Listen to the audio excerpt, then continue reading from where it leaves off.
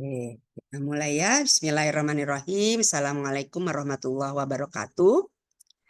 Waalaikumsalam Waalaikumsalam warahmatullahi warahmatullahi wabarakatuh. wabarakatuh. Baik, hari ini Ibu akan membahas ya mata kuliah biologi dengan materi ekosistem laut dan pesisir ya. Oke. Ini harus Ibu hilangkan dulu nih. Ya.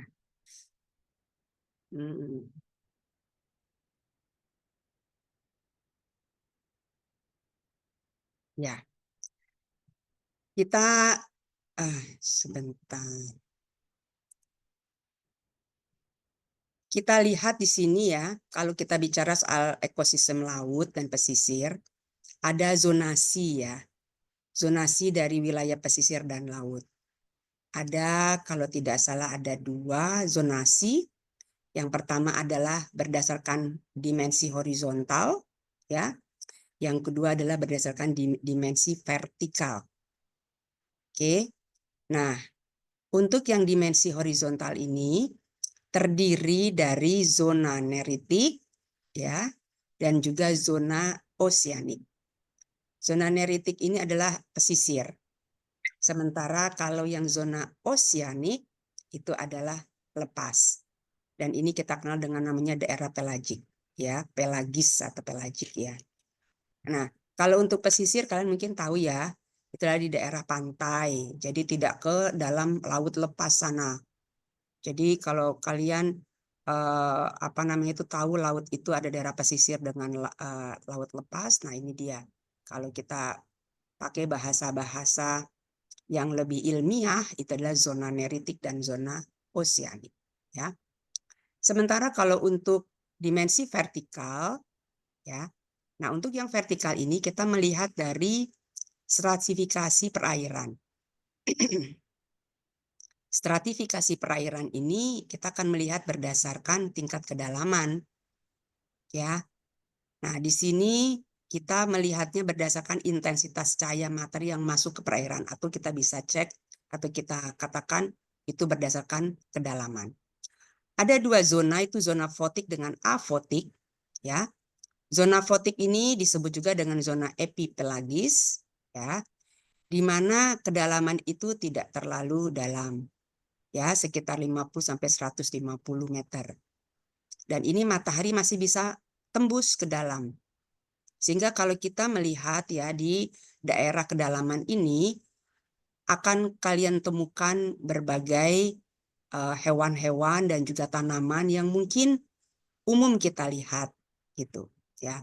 Namun kalau seandainya kita masuk ke zona afotik, nah ini zona laut dalam, kita katakan laut dalam ya.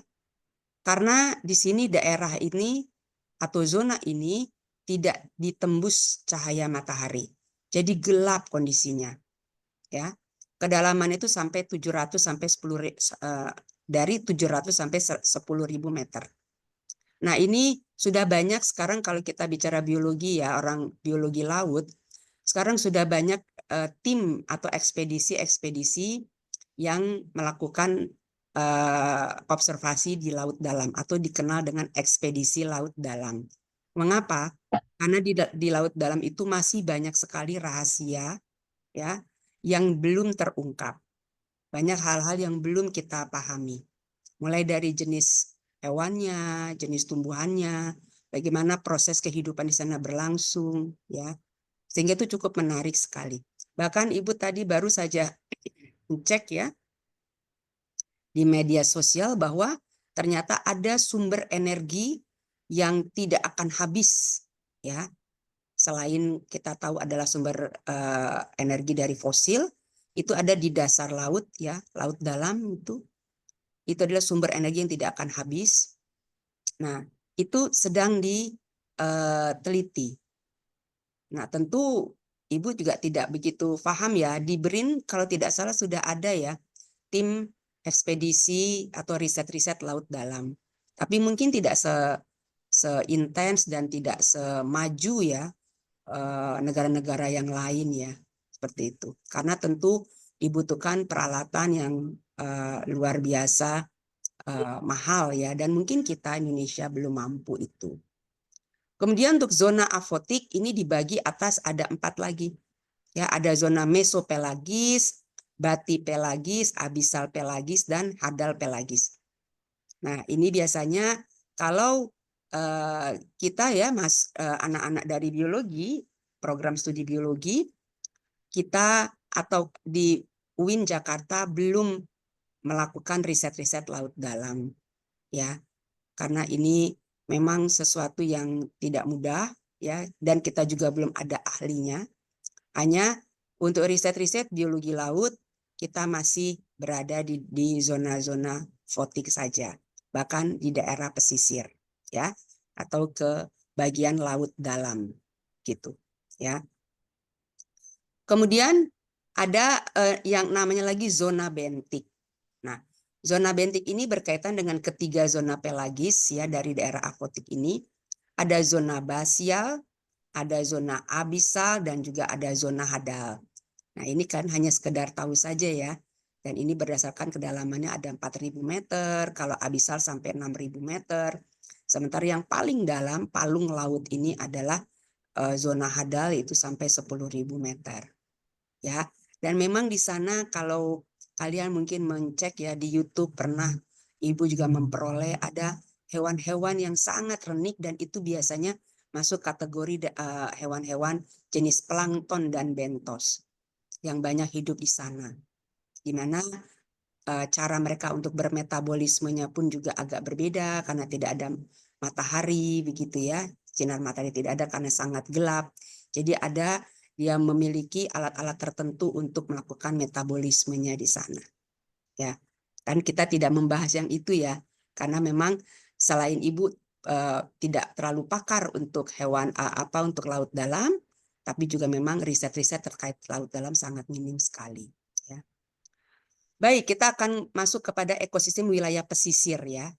Daerah pesisir ini ada ekosistem terumbu karang, ada ekosistem mangrove, ekosistem padang laut, dan ekosistem estuaria.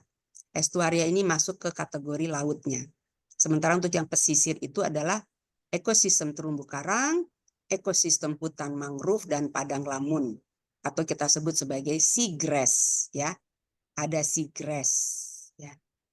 Ada seagrass, ada seaweed. Nah, itu lain lagi tuh nanti ya. Oke. Baik, kita bahas satu persatu. Yang pertama, ekosistem terumbu karang. Nah, terumbu karang ini terdapat di perairan dangkal, ya. Ini luasnya pada tahun 1992 di Indonesia ini hampir mencapai 50.000 km persegi. Tapi di tahun 2000 ini sudah menyusut hampir 60%-nya. Ya. Nah, ini yang sangat dikhawatirkan untuk dunia pun juga demikian karena akibat adanya climate change atau perubahan iklim. Ya. Nah, di sini ekosistem terumbu karang ini menghasilkan sekitar 80.800 ton per kilometer persegi hasil daripada, artinya jumlah ya, daripada total terumbu karang yang ada.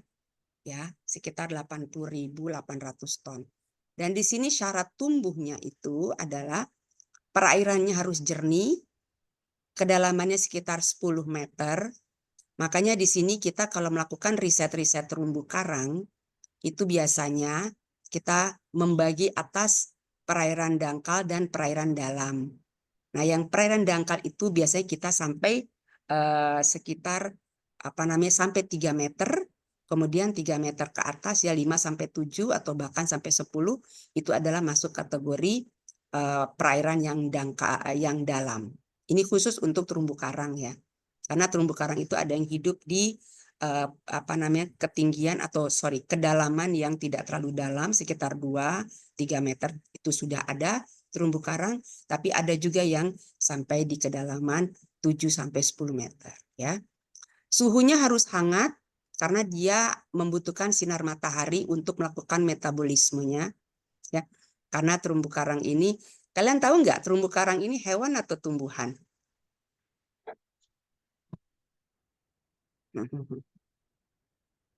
Ayo. Tumbuhan, Bu. Tumbuhan. Udah dicek?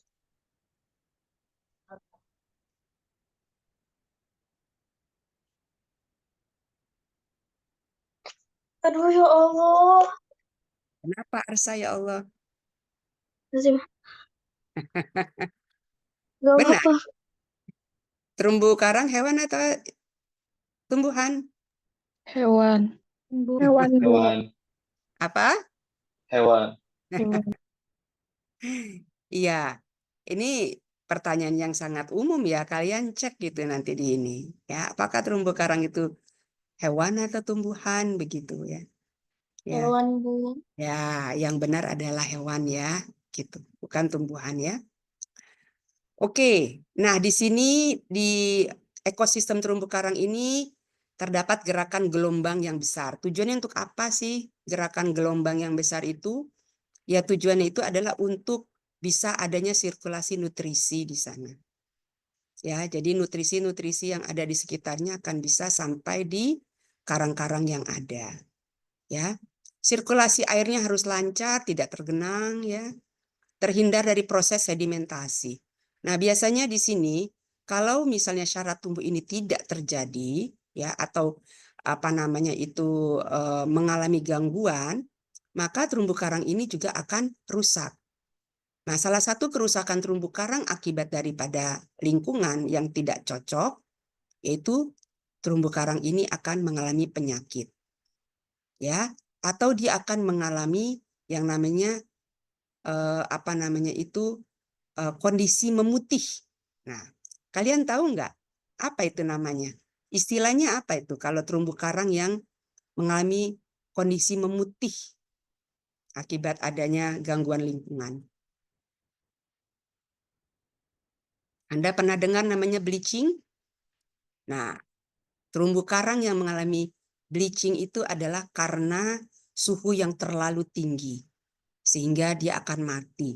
Jadi kalau Anda melihat terumbu karang yang setengahnya saja sudah memutih gitu ya, itu lama-lama kalau memang kondisi lingkungan itu tidak bagus, itu akan bertambah itu daerah yang memutih dan lama-lama dia akan memutih semua, akhirnya mati. Gitu. Ya. Belum lagi ada penyakit, ya, ada namanya berbagai penyakit daripada terumbu karang itu. Mungkin Ibu tidak akan sampai ke penyakit ya, itu cukup detail lagi ya. Salah satunya adalah black disease, ada white disease, Anda bisa cek di Google ya. Itu adalah penyakit-penyakit akibat bakteri, ya, mikroba-mikroba yang memang berasal dari polutan-polutan yang masuk ke dalam laut. Ya, itu sebabnya makanya kalau seandainya laut itu rusak atau mengalami kontaminasi, kemudian banyak sekali polusi ya, polutan-polutan yang masuk ke dalam laut, ya, sampah-sampah, limbah-limbah yang berbahaya masuk ke laut. Nah, itu bukan hanya memberikan dampak kepada hewan dan tumbuhan ya, tetapi juga pada ekosistemnya di sana, gitu ya. Selain nanti kalau kita bicara tentu kalau ada hewan dan tumbuhan yang menjadi sumber makanan manusia, itu tentu akan memberikan dampak pada kesehatan manusia selanjutnya. Ya, baik. Yang berikutnya, apa itu permasalahan daripada ekosistem terumbu karang? Permasalahannya yang muncul di sini adanya aliran air tawar yang berlebihan, yang bisa menurunkan tingkat salinitas. Ya, kemudian yang berikutnya adanya beban sedimen. Mungkin kalau aliran air tawar mungkin tidak terlalu, tapi ini lebih kepada limbah ya. Limbah-limbah yang banyak masuk ke laut. Kemudian beban sedimen.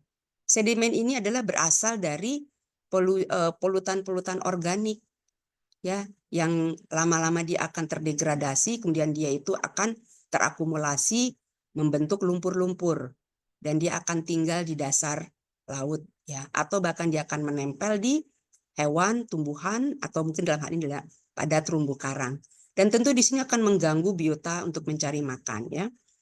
Permasalahan lainnya adalah suhu ekstrim. Tadi yang Ibu katakan climate change ya.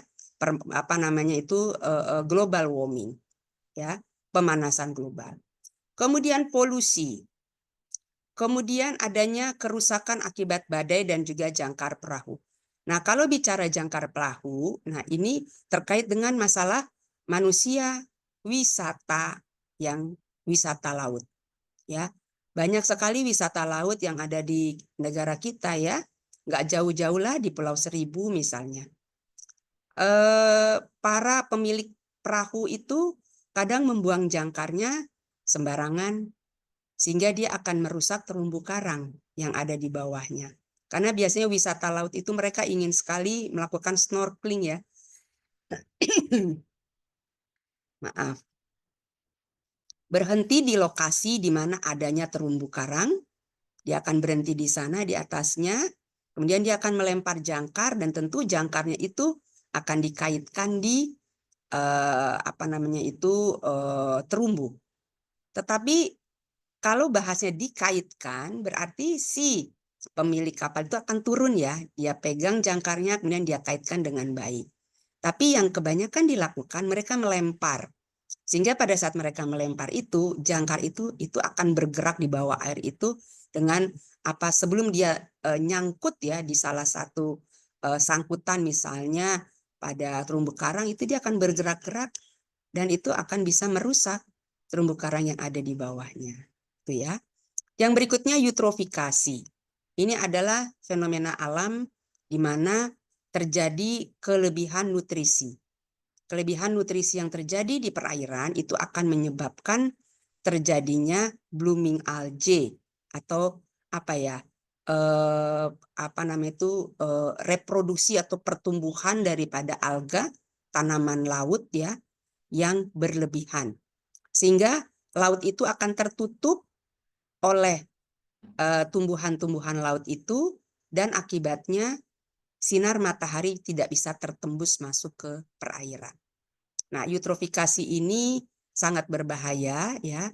Selain adanya blooming algae juga menunjukkan bahwa banyaknya polutan yang masuk, yaitu polutan-polutan yang berasal dari limbah-limbah organik karena dia itu berupa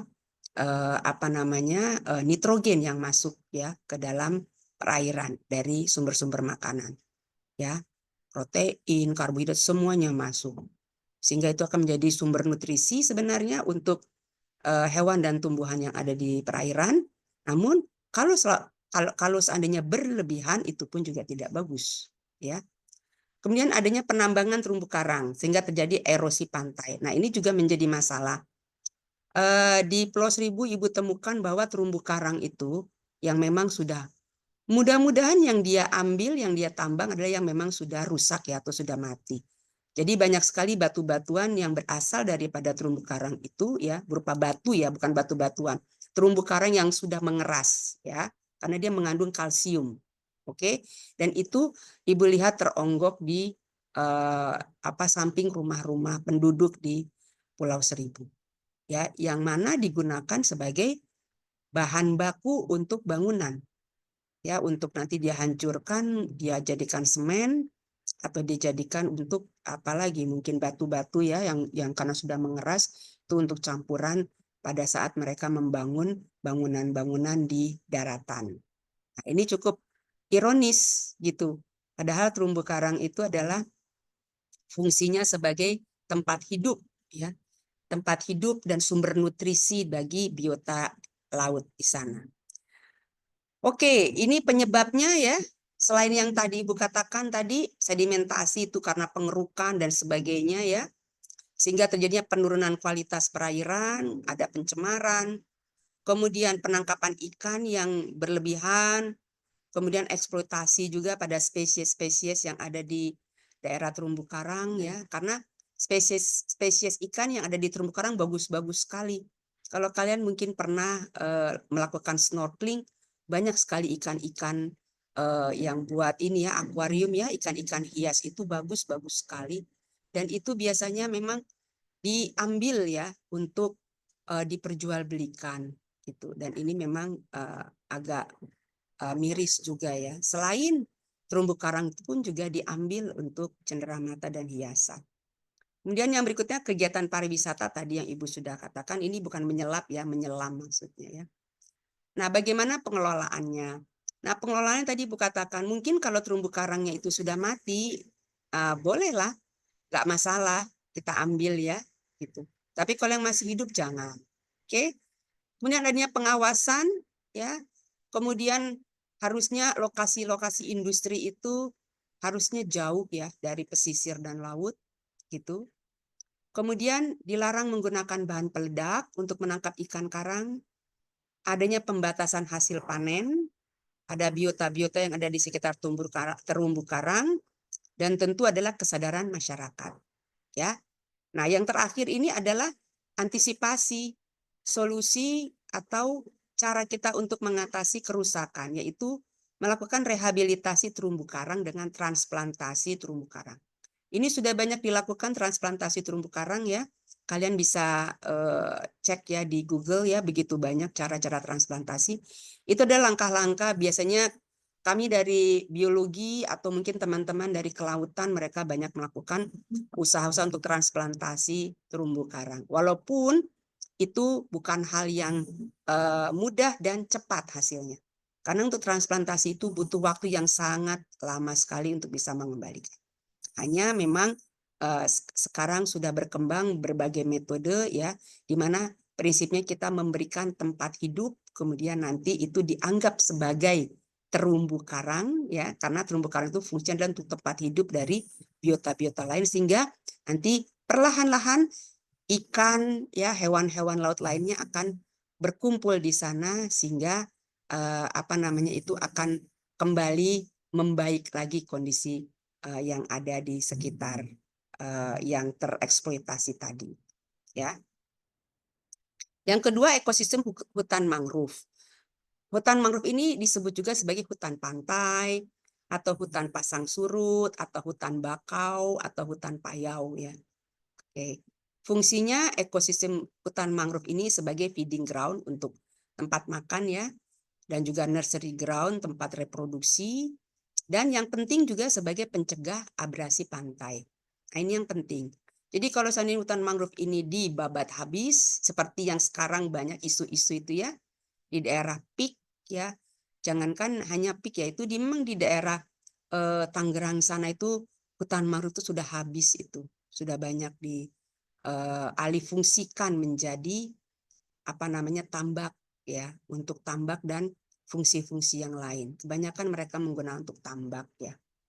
Nah, ini sangat miris sekali padahal kita tahu mangrove itu, hutan mangrove itu ya merupakan satu ekosistem yang berfungsi untuk menjaga daratan sehingga tidak akan terjadi satu pengikisan ya pantai itu secara terus-menerus. Karena saat ini kalau kalian pernah ke daerah Cengkareng, di belakang Cengkareng itu daerah Tangerang ya, apa ya Paku Haji, kemudian apalagi itu ya. Dulu Ibu pernah ada melakukan PKL, bukan PKL ya, edukasi pada masyarakat, Pengmas ya, pengabdian masyarakat. Masyarakat sana mengatakan bahwa Bu, dulu daratan itu adalah kira-kira hampir 5 km di menuju ke laut sana. Tapi sekarang perlahan itu sudah terkikis habis sehingga sudah berubah menjadi atau daratan itu hilang hampir 5 km. Dulu itu ada rumah-rumah penduduk. Mereka akhirnya pelan-pelan mundur ke belakang karena terjadinya abrasi. Ya, karena sudah hilang itu semua yang namanya hutan mangrove di sana. Oke. Parameter lingkungan tempat tumbuh atau syarat hidupnya di sini harus ada suplai air tawar dan salinitas yang tinggi, adanya pasokan nutrien dan substrat sedimen. Karena di sini fungsinya adalah untuk menyaring nutrien dari polutan dan juga pembentukan kolonisasi baru daripada hutan mangrove ya. Oke, kelebihan tanaman mangrove ini dia memiliki daya adaptasi yang tinggi. Tanaman mangrove ini macam-macam ya, makanya disebut hutan bakau. Orang katakan bakau itu adalah salah satu jenis mangrove ya, karena ada yang lain ya. Ada jenis-jenis mangrove yang lain. Tanaman bakau adalah salah satu jenisnya. Ya, ada yang namanya Bruguera, kemudian ada Rhizopora, ya, dan sebagainya. Oke, dia ini adaptasi. Kenapa tanaman mangrove ini sangat apa ya, sangat penting ya di dalam menjaga kondisi dari pesisir pantai. Karena mangrove ini memiliki perakaran pendek ya dan meluas ya, sifatnya lebar meluas ya, melebar dan luas. Lebar bisa melebar sangat sangat apa ya, sangat lebar sekali ya, dan memiliki akar penyangga yang kokoh. Karena dia punya namanya akar untuk akar tunjangnya, dia punya ada akar nafas gitu ya, dan sangat kokoh sekali untuk bisa menghujam di dasar laut ya. Karena tanaman mangrove ini biasanya hidupnya adalah di daerah pesisir ya, gitu. Walaupun dia tersiram atau tergenang juga oleh air laut secara pasang surut ya. Jadi pada saat saat surut tentu dia tidak ada air, walaupun airnya mungkin hanya sedikit ya. Jadi tetap tergenang. Jadi kalau dia tidak tergenang sama sekali itu akan membuat tanaman ini akan mati ya. Tanaman mangrove ini berdaun kuat dan banyak mengandung air, memiliki jaringan internal dan konsentrasi garam yang tinggi untuk keseimbangan osmotik pengeluaran garam yang berlebih. Jadi di sini ada sistem fisiologis ya, fisiologis daripada tanaman mangrove yang membuat tanaman itu walaupun dia itu menyerap salinitas ya, salinitas yang tinggi, menyerap kadar air dengan garam yang tinggi, tapi dia mampu untuk mengeluarkannya garam itu ya yang berlebih keluar lagi. Jadi ada sistem osmotik yang khas di dalam tanaman mangrove tersebut ya. Permasalahannya, tanaman mangrove ini banyak ditebang habis. Tadi Ibu katakan konversi menjadi lahan pertanian, bahkan juga lahan perikanan ya, tambak tadi. Pembuangan sampah dan limbah, pencemaran minyak, limbah dan limbah-limbah pertambangan, dan juga sedimentasi yang berlebih. Sedimentasi yang berlebih ini adalah akibat dari polutan-polutan yang masuk ke lingkungan pesisir tersebut ya, yang ada mangrove-nya. Bagaimana pengelolaannya? Nah, ini pengelolaannya seperti ini ya. Boleh mungkin kita mengambil pohon mangrove ya, tanaman mangrove ini, tetapi harus secara terbatas ya. Jadi yang mungkin sudah tua begitu, dan harus ada lagi reboisasi. Nah, ini yang di bawah ada reboisasi ya, penanaman kembali. Nah, sekarang banyak sekali komunitas yang melakukan reboisasi atau penanaman kembali mangrove di berbagai daerah pesisir. Ini sangat bagus sekali karena sudah semakin tinggi ya kesadaran bahwa kita butuh tanaman mangrove ini, kita butuh untuk mengembalikan ekosistem mangrove sehingga daerah pesisir terjaga dengan baik, kemudian biota-biota akan kembali lagi meningkat ya, akan terjadi reproduksi yang sangat bagus sekali karena itu sumber hidup dan juga nursery ground di sana karena banyaknya makanan, sehingga di daratan pun juga akan terjaga dari hantaman ombak laut. Nah, jadi memang ini sangat penting sekali dalam kita mengelola ya atau mempertahankan ekosistem terumbu karang. Kemudian yang berikutnya adalah ekosistem padang laut. Padang laut ini disebut juga dengan seagrass. Ya. Jadi ini adalah tumbuhan berbunga yang hidup terbenam di dalam laut, padang laut. Jadi dia boleh kita katakan seperti rumput-rumputan. Jadi kalau kalian mungkin datang ke pesisir pantai ya, kalian melihat hamparan seperti rumput, nah itu yang namanya seagrass. Ya, itu seagrass. Nah, ini produktivitas organik di sana itu sangat tinggi sekali. Syarat hidup daripada padang lamun ini adalah berada di perairan dangkal, kedalamannya maksimal 10 meter, memiliki substratnya itu lunak ya, dan biasanya itu adalah lumpur ya, cukup cukup banyak juga lumpur, hampir 40% ada lumpur di sana. Kemudian temperaturnya standar ya, hanya yang optimal 28 sampai 30. Kemudian adanya sirkulasi air karena memang dia tergenang dan surut ya, pasang surut. Jadi tergenang pada saat pasang itu dia akan tergenang air. Kita tidak akan bisa melihat ya karena berada di bawah air. Tapi pada saat surut baru terlihat hamparan daripada seagrass tersebut. Baik, yang berikutnya adalah fungsi. Fungsinya tadi sudah dikatakan karena itu adalah tanaman ya. atau tumbuhan, bukan tanaman, tumbuhan ya, itu dia merupakan sumber utama produktivitas primer. Oke, karena kita tahu tumbuhan itulah yang melakukan proses fotosintesis, sehingga dia menjadi sumber makanan yang penting ya bagi organisme yang ada di sekitarnya. Oke, kemudian menstabilkan dasar yang lunak ya, karena memiliki sistem perakaran yang saling menyilang dan padat, sehingga dasar di daerah seagrass itu lunak ya, sehingga akan sangat membuat nyaman ya organisme-organisme itu untuk hidup ya, berenang di sana atau tinggal di sana. Tempat berlindung organisme, kadang mereka bisa untuk ngumpet ya di bawah sedimennya dan seterusnya gitu ya. Yang berikutnya tempat pembesaran beberapa spesies. Kemudian ya dia sebagai peredam arus ya. Jadi kalau kalian itu melihat seagrass itu biasanya ombak ya, arus ombak yang besar itu pada saat dia masuk ke dalam ekosistem seagrass itu dia akan pelan-pelan akan akan terpecah atau terhambat ya alirannya. Karena memang itu banyak sekali tanaman-tanaman atau tumbuhan-tumbuhan rumput-rumputan itu yang memang akan istilahnya menjaga ya atau membuyarkan gitu arus maupun ombak yang masuk menuju ke daratan atau pesisir ya. Yang berikutnya sebagai tudung pelindung dari panas matahari. Ini tentunya bukan panas matahari dari kita ya, dari manusia, tapi dari hewan-hewan kecil yang ada di sana ya, sebagai tempat pelindungnya. Permasalahannya apa? Pengerukan dan penimbunan yang luas karena dia berada di daerah pesisir, sehingga banyak sekali gangguan ya. Salah satunya itu mungkin dihilangkan karena mau alih fungsi itu tadi ya. Alih fungsi itu yang menjadi kendala. Oke, karena dianggap waduh ini sepertinya tidak ada manfaat ini lahan hamparan rumput seperti ini kalau kita rubah saja menjadi suatu tempat yang atau usaha yang lebih mumpuni ya kenapa tidak. Nah, seperti itu ya.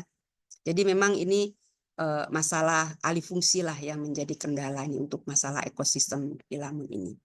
Selain mungkin pencemaran ya, dan juga kadang-kadang kurang terpantau karena tidak jelas, biasanya hanya nelayan-nelayan yang tahu ya. Tapi sebenarnya sih kalau kita tinggal di sana mungkin 1-2 hari kita mengikuti yang namanya itu pasang surut, itu pada saat surut kita akan bisa melihat hamparan si Lamun tersebut ya. Pengelolaannya, nah ini tentu pelarangan penimbunan, pelarangan pembuangan limbah, dan juga yang sangat penting biasanya teman-teman anak-anak biologi mereka melakukan inventarisasi ya, atau membuat database dari pemetaan sumber daya padang Lamun ini. Sehingga kita akan bisa mengetahui jenisnya apa, kemudian berapa kepadatannya ya, berapa jumlahnya, luasannya, sehingga kita bisa melakukan pemantauan apakah berkurang. Nah, kalau berkurang, kita akan tahu kenapa berkurang, ini pasti ada gangguan-gangguan dari luar. Sehingga Pemda atau lembaga yang terkait tentu harus melakukan langkah-langkah untuk pencegahan ya, atau untuk kuratif ya, untuk pemulihan. Yang keempat adalah ekosistem estuaria. Ini adalah zona peralihan antara lingkungan sungai dengan lingkungan laut. Kondisi estuaria ini payau ya biasanya ya, dipengaruhi oleh karakter sungai yang terbentuknya dan juga karakter laut yang ada di sisi lain. Ya. Jadi di sini dia membawa banyak air tawar dan sedimentasi, dan juga estuaria ini adalah ada pengaruh dari pasang surut dan juga pola gelombang kadar garam ya untuk estuaria. Baik, sebenarnya untuk estuaria dengan yang dengan mangrove ini relatif kalau mangrove ekosistemnya, daerahnya itu adalah masuk kategori daerah estuaria. Seperti karena adanya campuran air tawar gitu ya dengan air laut seperti itu, dan juga ada pengaruh dari pasang surut air laut. Apa fungsi daripada estuaria ini? Sebagai tempat pemukiman, sebagai tempat penangkaman dan budidaya sumber daya ikan, sebagai lajur transportasi, dan sebagai pelabuhan dan juga kawasan industri. Jadi di estuaria ini sebenarnya apa ya, kita katakan mungkin di daerah pinggir pantai ya, karena kita lihat juga di sana adanya pelabuhan begitu. Jadi untuk estuaria ini memang tidak ada ekosistem yang istilahnya yang hidup di sana, tetapi dia lebih kepada pinggir pantai yang memang banyak kehidupan-kehidupan lain ya, khususnya kita ya, untuk di daratan itu masyarakat yang hidup di lingkungan atau di daerah yang di pinggir pantai. Nah, seperti itu dia. Ya, para nelayan. Nah, itu mereka hidupnya di daerah-daerah seperti itu, ya. Oke, biota-biota laut yang ada di daerah perairan ini adalah ini dia ya. Ada udang, kepiting, ya, floranya ada rumput rawa dan sebagainya. Dan biasanya di daerah estuaria ini keanekaragamannya itu rendah, ya, dan ketidakmampuan organisme untuk mentolerir naik turunnya salinitas. Tidak akan terlalu banyak di sini biota-biota yang kita temui, walaupun masih ada, ya, walaupun masih ada, tapi keanekaragamannya rendah, ya. Permasalahannya ini adalah ekosistem estuaria ini berada di kedalaman yang relatif dangkal dan terlindung dari laut, aksesnya mudah ke arah daratan, ya. Biasanya karena mudah itu maka muncul adanya pemukiman dan kegiatan industri, ya, dan ini semua akan menyebabkan kualitas lingkungan menurun. Nah, ini dia. Jadi sebenarnya mirip dengan kalau kita bicara perairan di bantaran sungai. Ya, bantaran sungai itu, nah sekarang kita sudah melihat ini ya, banyak sekali bencana ya akibat mereka yang hidup di daerah bantaran sungai dengan adanya curah hujan yang tinggi sekali.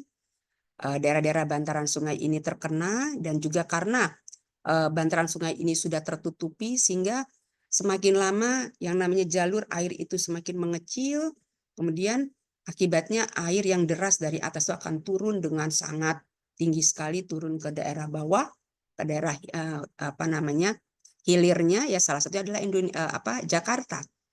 Ya, selain di Jakarta pun juga untuk menampung air tumpahan air ya, atau aliran air yang sangat besar dari hulu itu pun juga kurang maksimal. Ditambah lagi dengan kondisi masyarakat kita yang barangkali menyumbat ya, atau bukan tidak sengaja menyumbat akibat membuang sampah sembarangan ke saluran-saluran air. Akibatnya ya banjir besar seperti itu, ya. Baik. Sampai di sini sudah selesai materi Ibu terkait dengan ekosistem perairan. Barangkali karena ini adalah prodi kimia, mungkin Ibu tidak sampai mendetil sekali ya, karena kalau kita bicara terkait dengan mangrove ya, itu biasanya ada satu materi lagi. Khusus kita bicara soal mangrove, apa itu mangrove, jenisnya apa, bagaimana sistem metabolisme yang atau siklus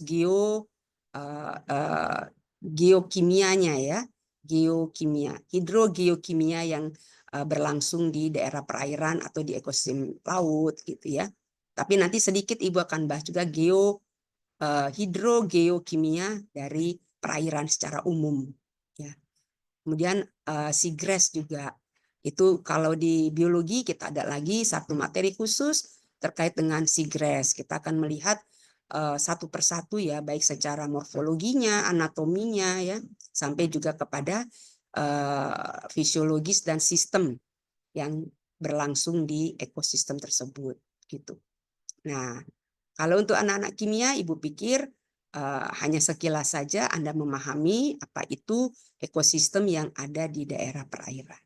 Ya, itu saya sudah cukup, dan kalian nanti akan bisa memanfaatkan informasi terkait dengan ekosistem perairan ini untuk tema-tema riset Anda. Mungkin ke depan anak-anak kimia ada yang mau riset mengambil datanya ya, sampelnya itu adalah di laut, dan kalian mencari apa kandungan kimiawinya dan seterusnya ya. Apalagi kalau kalian yang masuk ke kelompok atau konsentrasi terkait dengan kimia lingkungan ya, atau masalah lingkungan. Itu akan sangat menarik sekali. Begitu ya. Oke, sampai di sini mungkin Ibu harus akhiri. Ibu ucapkan terima kasih ya. Tetapi kita akan diskusi lanjut ya.